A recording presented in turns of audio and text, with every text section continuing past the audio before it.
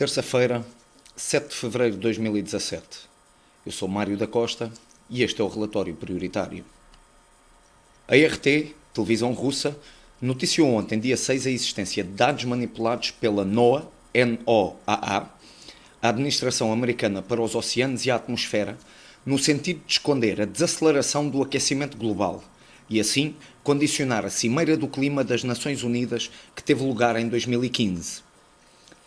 Depois de um crescimento de 0,1 graus de temperatura por década entre 1950 e 1999, num total de 0,5 graus em 50 anos, os dados recolhidos pela NOAA entre 2000 e 2012 mostravam uma estabilização na temperatura, apesar dos índices de dióxido de carbono continuarem a subir. E em 2012, estes dados foram inseridos num relatório das Nações Unidas e chocaram a comunidade científica não só pelo não aumento da temperatura durante 12 anos, mas também pelo facto do dióxido de carbono continuar a subir e isso não agravar o aumento da temperatura, pondo assim em causa a relação direta que a NOAA e as Nações Unidas insistiam em defender.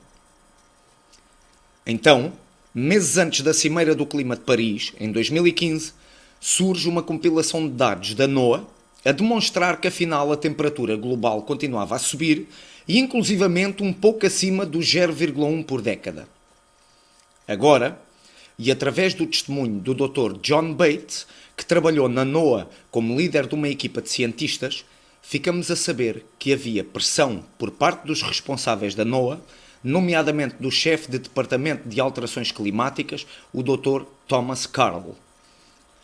Segundo o Dr. John Bates, que já não trabalha na NOAA e pode agora relatar a situação, durante meses entre 2014 e 2015, os cientistas foram pressionados a obter e escolher informação que demonstrasse o aumento das temperaturas, mesmo que as informações mais fiáveis apontassem no sentido contrário.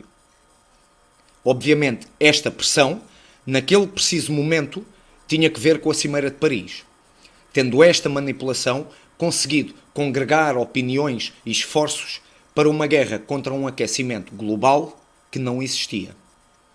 Diz John Bates que a NOAA alterou os mecanismos de medição de temperatura. No caso da temperatura terrestre, eram usadas duas fontes combinadas num software com defeitos calculados e cujas informações não conseguiam ser confirmadas por outras vias. Já no caso das temperaturas dos oceanos, o Dr. Thomas Carl deu indicações para que fossem usadas leituras de navios cujas medições são comprovadamente imprecisas, rejeitando a NOAA as leituras das suas próprias boias espalhadas pelo globo e com um grau de precisão muito mais elevado. As boias, tal como os mecanismos mais fiáveis em terra, não mostram qualquer agravamento no aumento das temperaturas desde o ano 2000. Estes dados, entretanto apresentados em Paris em 2015, resultaram em financiamentos brutais de agências na área das alterações climáticas, para o estudo e implementação de mecanismos para o combate ao aquecimento global.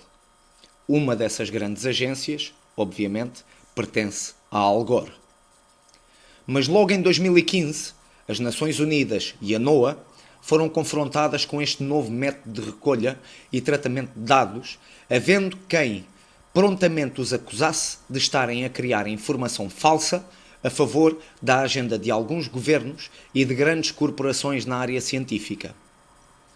Apesar da importância desta notícia e da gravidade das afirmações do Dr. John Bates, em Portugal não houve um único meio de comunicação social a noticiar este assunto. Não houve um. Será por acaso?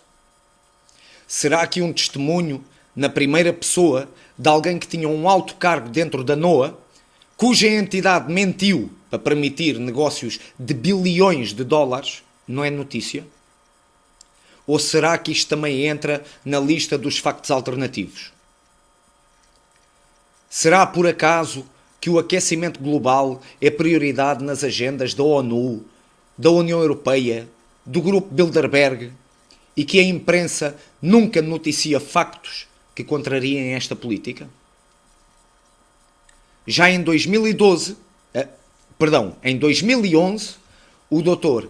Ivar Giaever, Prémio Nobel da Física, tinha alertado que o aquecimento global é uma fraude e que é tudo um negócio para enriquecer os mais poderosos, cujas empresas lucram milhões a fazer estudos e a implementar medidas desnecessárias. Segundo o Dr. Ivar, repito, Prémio Nobel da Física, não é o dióxido de carbono que influencia a temperatura a nível global. Os efeitos da concentração de dióxido apenas mexem a nível local e não têm força para influenciar o grande motor das temperaturas, que é o Sol. Tanto o Dr. Ivar como o Dr. John Casey, antigo colaborador da NASA como engenheiro espacial e consultor da Casa Branca, o Sol é o único elemento que determina as temperaturas no planeta. E os seus ciclos de atividade é que determinam os ciclos de temperatura na Terra. Através da observação solar, na contagem de manchas solares, é possível determinar se o Sol está muito ou pouco ativo. E a análise dessa informação serviu para a ciência definir que o Sol tem ciclos de muita atividade e outros de pouca atividade, quase hibernação. E o que é que isto significa na prática? Bom, na prática, e com a ajuda dos registros tanto ao nível do gelo como da sedimentação na Terra, chegamos à conclusão que os períodos frios do planeta correspondem perfeitamente aos períodos de fraca atividade solar. Da mesma forma, períodos em que o planeta está mais quente batem com períodos em que o Sol está muito ativo, o que é precisamente o que aconteceu nas últimas décadas do século XX. Também nesses registros históricos há algo de muito importante. Datando os blocos de gelo e analisando os químicos presentes, a conclusão é imediata. Sempre que há alterações no clima, primeiro sobe ou desce a temperatura e só décadas mais tarde é que há alterações nos níveis de dióxido de carbono e nunca o contrário. Ou seja, o dióxido de carbono segue a temperatura, não é a temperatura que segue o dióxido de carbono. E o que é que tem estado a acontecer ao Sol nos últimos 15 anos? O ciclo mudou. Depois da grande atividade no final do século, progressivamente tem diminuído a intensidade, havendo só 2 ou 3 picos mais fortes, que correspondem a um ou outro ano mais quentes, mas a verdade é que o Sol está a baixar rapidamente a sua atividade, sendo expectável que se mantenha muito fraco pelos próximos 30 anos. E o que é que resulta daqui? Por um lado, será cada vez mais difícil para certas entidades obterem dados verdadeiros que comprovem a teoria do aquecimento global. Vão ter que forjar e manipular dados como têm feito ultimamente. Por outro lado, as evidências de um clima mais frio vão ser cada vez maiores. No caso da Europa, basta pensar neste último mês em que as temperaturas bateram recordes negativos tanto no centro como no leste da Europa. Em Portugal, não há memória de temperaturas tão frias. Houve locais no Algarve com -7 e -8.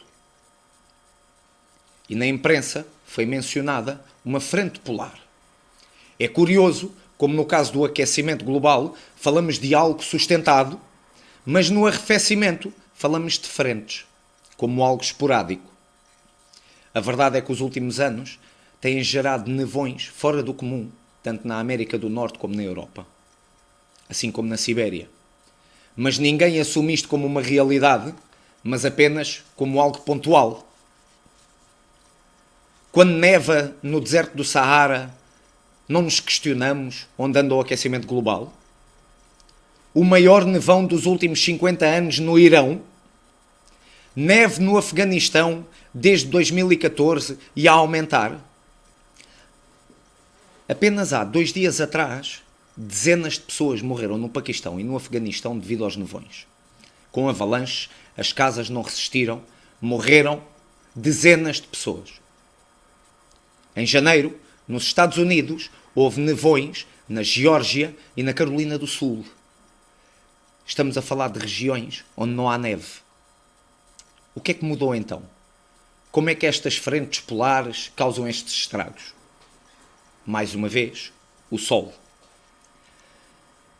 Aquilo que normalmente impede estas frentes polares de chegar a baixas latitudes é a temperatura mais amena que habitualmente nós temos no inverno.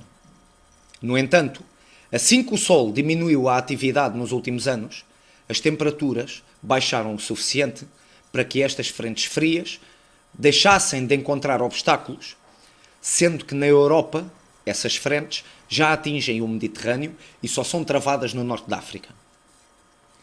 E temos registros históricos dos últimos séculos para comparar com a situação atual.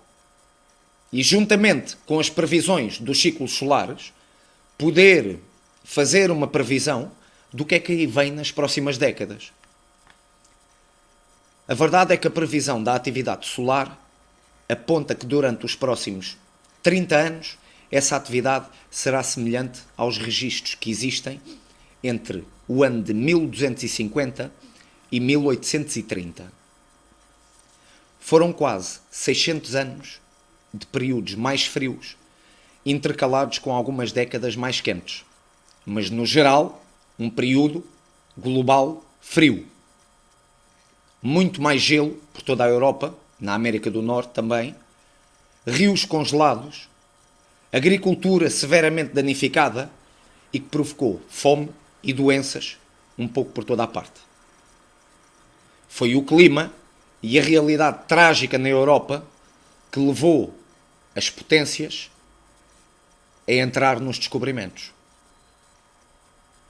Foi o clima e a desgraça que levou à imigração em massa da Europa para os Estados Unidos para fugirem da miséria por volta do ano de 1600. E é isto que nos espera nos próximos anos. O frio. Obviamente, hoje em dia temos ferramentas para nos defendermos que antes não existiam. Mas é o frio, não é o calor que aí vem. Questionem. Não engulam tudo o que a imprensa vos diz. Pesquisem. Sejam ativos. A imprensa está ligada a quem faz dinheiro com isto. Chega de trafolhice. São eles a imprensa falsa. São eles os factos alternativos. Mas nós vamos combatê-los e mesmo que tentem matar a liberdade de imprensa, como estão a tentar fazer juntamente com o Google e o Facebook, nós vamos lutar. Nós vamos lutar. Nós estamos aqui. Questionem. Mário da Costa, a combater por todos vós, no relatório prioritário.